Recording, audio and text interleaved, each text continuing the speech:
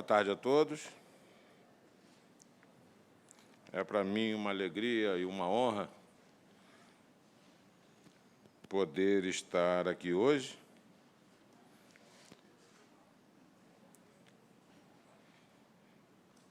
E parabenizo a iniciativa não apenas do Tribunal Superior do Trabalho, como também por meio da ENAMAT e do Cefast, por promover esse curso sobre o novo CPC em relação às alterações verificadas e todas elas, evidentemente, impactantes. Estamos diante de um novo sistema processual, estamos diante de um problema peculiar, que é de adaptação desse Código de Processo Civil à nossa realidade processual trabalhista. Urge que tenhamos um Código de Processo do Trabalho que possa se adequar perfeitamente à dinâmica dos processos trabalhistas, às características do processo trabalhista. Enquanto nós não temos, nós precisamos, então, realmente fazer as adequações necessárias em relação ao Código de Processo Civil. Espero, então, que, em relação ao meu tema, eu possa contentá-los. Eu pensei muito, refleti muito a respeito do método que eu iria adotar. Pensei numa aula mais reflexiva, mas descartei. Pensei numa aula mais acadêmica, também descartei. São 3 temas: ação rescisória, ação anulatória e reclamação. Ação rescisória e ação anulatória são velhas conhecidas, mas, no entanto, nós realmente experimentamos alterações bem significativas em relação a ambas. E, no tocante à reclamação, um tema novo no processo do trabalho, e eu procurei, então, abordá-los dentro desse tempo que eu disponho, que não é muito grande, e abordar de forma a procurar aspectos práticos, e foi, então, a escolha que eu fiz. Dentro do possível, com o aprofundamento que permita abordar os 3 temas, procurar, então, os aspectos práticos. Eu vou pedir licença para falar ali do púlpito, eu não consigo falar sentado, eu não sei nem como é que nas sessões eu sento. Não há outra opção, mas eu não sei se já notaram que chega nas sessões eu fico levantando toda hora porque eu não consigo, sou muito agoniado, então eu prefiro já ficar em pé de uma vez.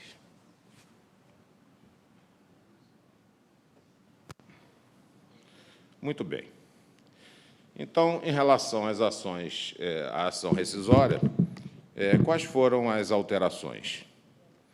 A ação rescisória, sabemos, e de acordo com o novo Código, ela serve para o expurgo dos graves vícios contidos no provimento jurisdicional transitado em julgado, ambos nas hipóteses taxativamente previstas em lei e que influíram decisivamente no resultado do processo, ou por corrupção, prevaricação, dolo, simulação, colusão e todas as hipóteses que a lei prevê, ou então que projetaram efeitos substanciais fora do processo, impedindo, então, que o mérito possa ser reexaminado ou que a ação possa ser reproposta.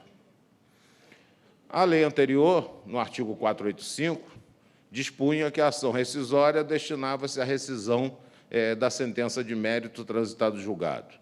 Sempre se discutiu muito a respeito da utilização dessa palavra rescisão, o mais correto talvez fosse desconstituição do julgado, e, por isso mesmo, o prazo em relação à ação rescisória é um prazo decadencial, mas destinava-se, então, de acordo com a letra da lei, à rescisão da sentença de mérito transitada em julgado. A jurisprudência, no entanto, já reconhecia não apenas as sentenças, mas também os acordos e a essência ou conteúdo da decisão, não importando a forma com que apresentada, podiam versar, então, sobre o mérito do processo. E, assim, as decisões interlocutórias, as sentenças e também os acórdãos, evidentemente, terminativos, eles já desafiavam, no regime anterior, a ação rescisória quando aptos a julgar parcialmente o objeto do processo ou quando consistiam em pressuposto de validade de uma sentença de mérito. As súmulas 411 e 412 desta Corte dão essa ideia, e como exemplos, ilegitimidade de parte, litispendência, cerceamento de defesa, ausência de fundamentação, desconsideração da personalidade, agora constante do novo Código de Processo Civil, exclusão de litisconsórcio e vai por aí afora. De litisconsorte, perdão, e vai por aí afora. E que questões, como extinção ou excesso de execução, e agora na fase de execução, também tinham conteúdo evidentemente meritório, desafiando, então, rescisória, e isso consta da nossa OJ, da SDI 2, de número 107. Essa era a lei anterior. O novo CPC estabelece que a ação rescisória é a ação destinada a rescindir o provimento jurisdicional de mérito transitado e julgado, não mais fala em sentença de mérito, artigo 966, o provimento jurisdicional transitado e julgado que não seja de mérito, mas que impeça a repropositura da demanda ou a admissibilidade do recurso correspondente. E os efeitos dessas alterações, diante do que acabou de ser dito e diante daquilo que consta do artigo 966 do novo Código de Processo Civil.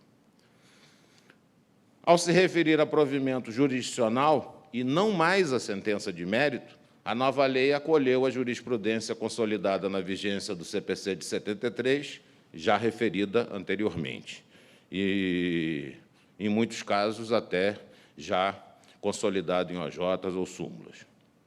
Por força do artigo 1015, 2, cabe rescisória contra a decisão interlocutória transitada e julgado quando versar sobre o mérito do processo. Como exemplo, o incidente de desconsideração da personalidade jurídica, constante do artigo 133 do novo Código, e da estabilização da tutela antecipada, se não houver recurso, constante do artigo 304 do novo Código. Projetar efeitos substanciais fora do processo, a exemplo da exclusão do litisconsorte. Como o artigo 356 admite a possibilidade de julgamento parcial do mérito com execução definitiva se a decisão precluir, isso consta do parágrafo 3º, também cabe rescisória contra ela. Mais ainda, também cabe rescisória nos casos de decisão transitado e julgado que não conhece do recurso e que impede, por isso, a repropositura da demanda. E que acolhe litispendência, carência, ausência de pressupostos processuais e coisa julgada sob questão prejudicial. Eu aqui destaco coisa julgada sob questão prejudicial, não a incluindo como pressuposto processual, embora seja apenas para destacar esse aspecto particular, porque todas elas impedem o reexame do mérito. Então, tanto nas hipóteses em que nós tenhamos o impedimento da repropositura da ação, como também o impedimento do reexame do mérito, nesse caso, cabe rescisória. Isso nos termos da lei. O trânsito em julgado, todos sabemos, é a condição de não mais caber recurso em relação ao provimento jurisdicional. A súmula 514 do STF, que dispõe que admite-se ação rescisória contra a sentença transitada e julgado, ainda que contra ela não tenham se esgotado todos os recursos, deve ser entendida no sentido de que, desde que não caiba mais, ou notadamente em relação a determinados pontos, e não desde que não tenham sido utilizados todos os recursos disponíveis. As causas de rescindibilidade pela lei anterior, constante do artigo 485, são essas que estávamos acostumados com ela: prevaricação, concussão, corrupção do juiz, impedimento da incompetência absoluta, dolo. Eu coloquei não também a coação, porque a coação agora foi incluída pelo novo Código de Processo Civil. Da parte vencedora, colusão entre as partes para fraudar a lei. Agora, além da colusão, temos também a simulação, ofensa à coisa julgada, violação literal de dispositivo de lei, agora não é mais, agora manifesta contrariedade à norma jurídica, falsidade da prova apurada em processo criminal ou demonstrada na própria ação rescisória, documento novo, posterior ao trânsito em julgado, capaz de, por si só, assegurar pronunciamento favorável e que a existência era ignorada ou não foi possível ser utilizado. Está utilizada, mas seria utilizado. Não estamos falando de documento seminovo, sim de documento novo. Fundamento para invalidar a confissão, desistência ou transação em que se baseou a sentença. Esse dispositivo sai, ele é extirpado pelo novo Código. E, finalmente, erro de fato resultante de atos ou de documentos da causa. Bom, o que faz a nova lei em relação às causas de rescindibilidade? O novo CPC repete a prevaricação, concussão, corrupção do juiz, o impedimento ou incompetência absoluta, além do dolo, inclui a coação da parte vencedora, além da colusão, inclui a simulação entre as partes para fraudar a lei, ofensa à coisa julgada, que é dispositivo, inclusive, constitucional, a violação manifesta de norma jurídica, não mais violação literal da letra da lei. Falsidade da prova apurada em processo criminal demonstrada na própria ação rescisória, repete. Prova nova, posterior ao trânsito em julgado, capaz de, por si só, assegurar pronunciamento favorável cuja existência era ignorada ou não foi possível ser utilizada. Não documento novo, mas sim prova nova. Erro de fato verificado do exame dos autos. Decisão recidenda, logo, decisão anterior, baseado em enunciado de súmula ou acórdão proferido em julgamento de casos repetitivos, que não tenha considerado distinguish, né?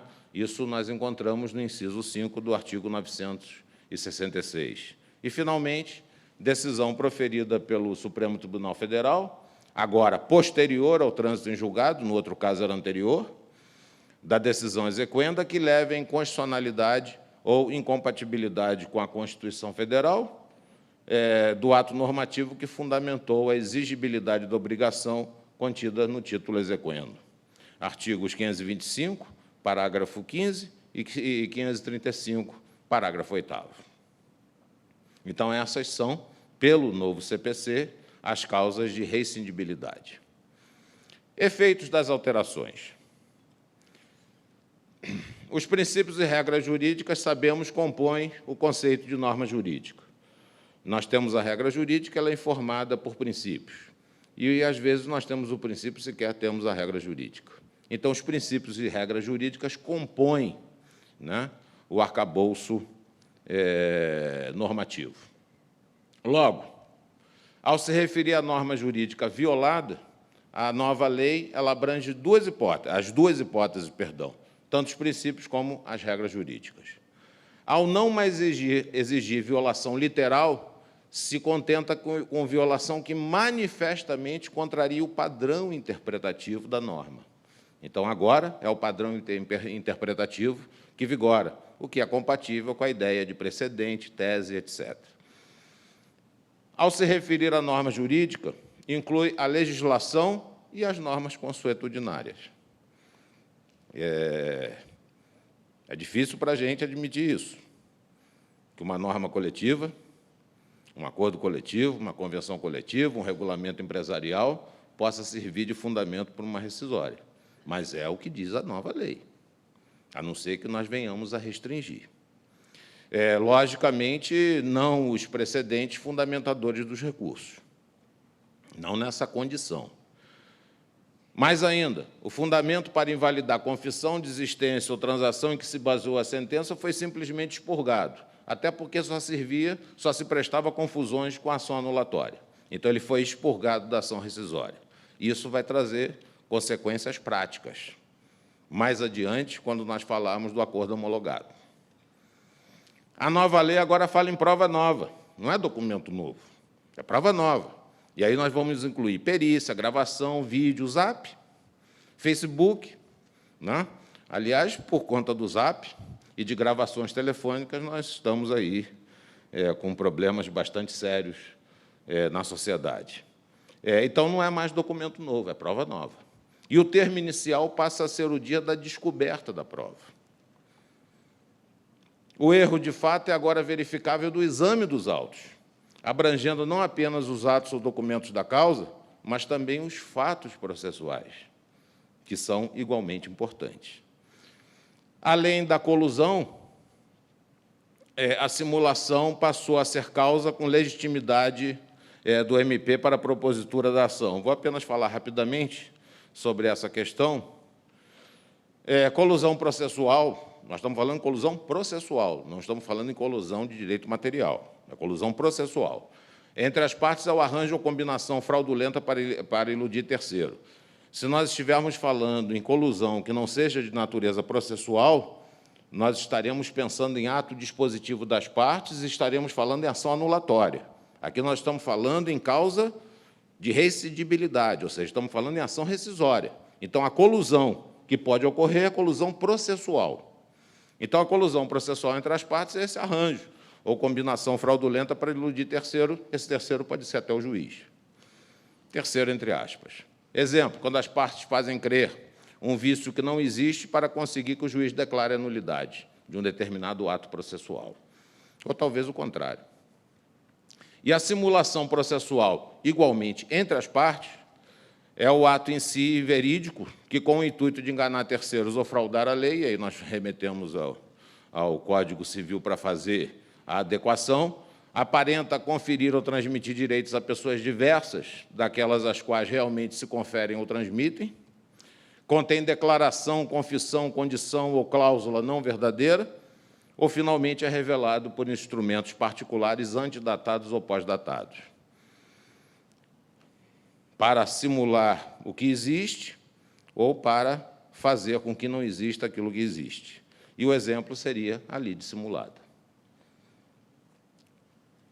Bom, a jurisprudência anterior, voltando então ao assunto das causas de rescindibilidade, já se preocupava com a rescisória que contrariasse o padrão interpretativo contido em princípios e regras.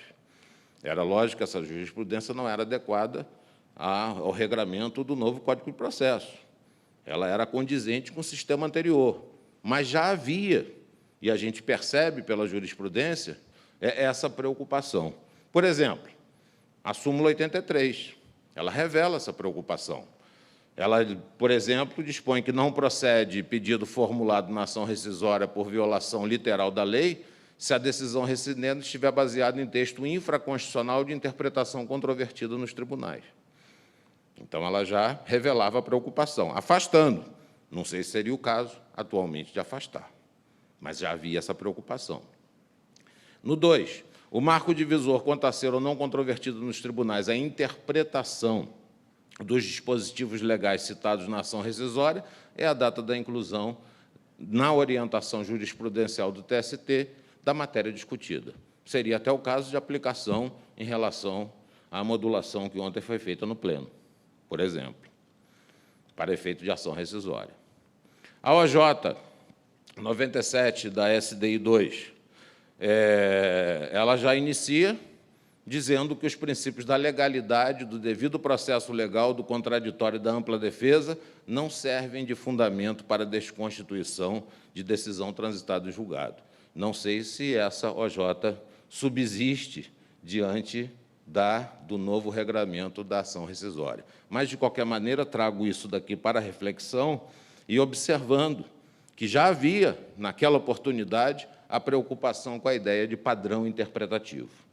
Talvez nós tenhamos que dar agora uma nova dimensão ao padrão interpretativo, a partir do momento que o novo CPC não fala mais em violação literal de dispositivo de lei, mas sim em padrão interpretativo contido em princípios e regras jurídicas.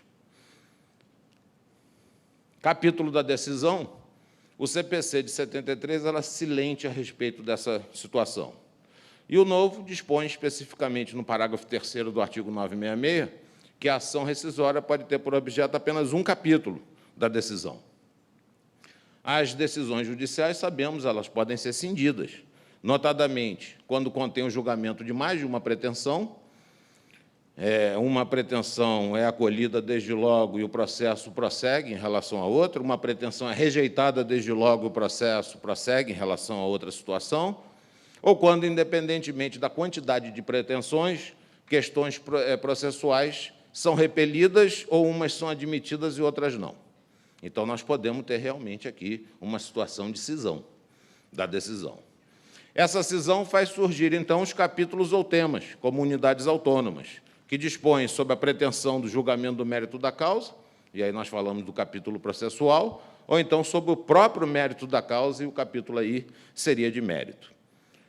Bom, de acordo com o CPC atual, um só capítulo da decisão, desde que considerado rescindível, pode ser, então, objeto da ação rescisória.